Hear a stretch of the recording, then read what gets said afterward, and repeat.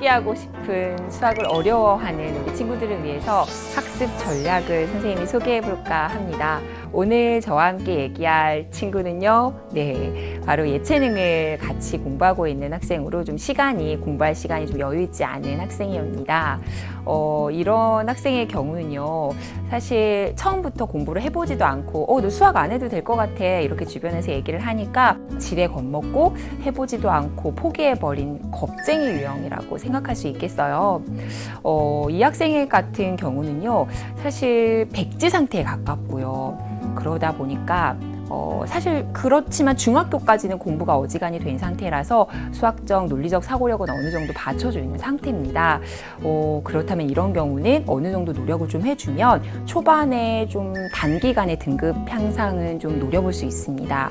그런데요, 실패의 경험이라도 수학은 많이 고민해보고 수학을 많이 생각해보는 연습이 중요한데 이 친구의 경우 그런 연습이 전혀 되어 있지 않아서요, 끝까지 공부를 했을 경우에 1등급까지 좀 고득점을 하려면 다소 시간이 걸리는 유형의 학생이라고 생각이 듭니다. 들어보세요.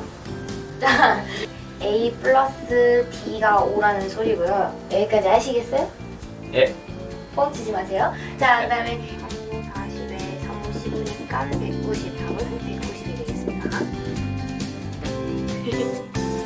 이 학생은 성격이 굉장히 활발하다는 장점이 있고요. 남들 앞에서 자신이 아는 것을 설명할 때 굉장히 즐거워하는 특징이 있습니다.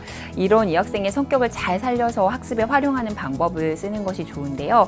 바로 하브루타 학습법입니다. 하브루타 학습법은 예전에 유태인들이 즐겨 쓰는 학습법으로 자신의 생각을 친구들끼리 모여서 서로 나누고 그러면서 결론을 도출하기도 하고 개념을 서로 정립해 나가기도 하는 그런 학습법을 의미합니다. 이 방법을 수학학습에도 활용을 한다면 좀 어렵고 막연하고 좀 추상적인 개념인 수학 개념을 조금 더 쉽게 다가갈 수 있을 것입니다. 하브루타 학습법을 이용한 수학학습법을 한번 구체적으로 정리해 보도록 할게요. 첫째, 우선 자신이 알고 있는 개념을 노트에 백지를 펴놓고 한번 정리를 해봅니다. 둘째, 그 개념을 친구들 앞에서 칠판에 서서 한번 설명해보고 혹은 문제풀이의 경우는 문제풀이 과정을 전체적으로 한번 설명을 해봅니다. 셋째, 이 과정에서 친구들과 개념 혹은 문제풀이에 대한 얘기를 나누면서 자신이 알고 있는 개념을 확인하기도 하고 친구들과 얘기하면서 확실치 않은 개념들을 확실하게 다져나가는 기회로 삼을 수 있습니다. 두 번째로 소개해드릴 학습법은요, 스탑워치를 이용한 학습 효율 높이기입니다. 스탑워치를 이용한 학습 방법 구체적으로 한번 얘기해 볼까요? 첫 번째, 우선 본인이 정말로 집중해서 공부하는 시간만 잰다라는 원칙을 가지고 스탑워치를 누릅니다. 집중 시간이 깨진다. 내가 좀 집중이 안 되는 것 같아. 그렇다면 두 번째, 스탑워치를 과감히 끕니다. 다시 본인이 집중할 수 있는 시간이 되었을 때 다시 스탑워치를 돌리고 순수하게 집중한 시간만을 잽니다.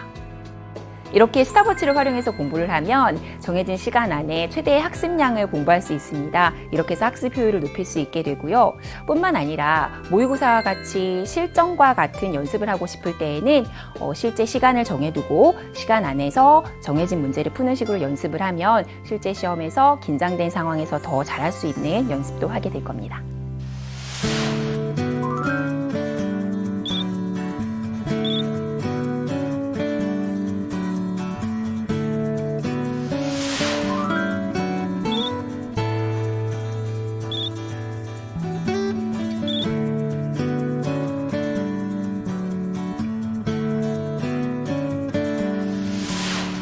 여러분, 어차피 수학 공부해야 된다고 생각하면 재밌게, 즐겁게, 그리고 집중력을 높여서 효율을 높이는 것이 가장 중요하겠죠.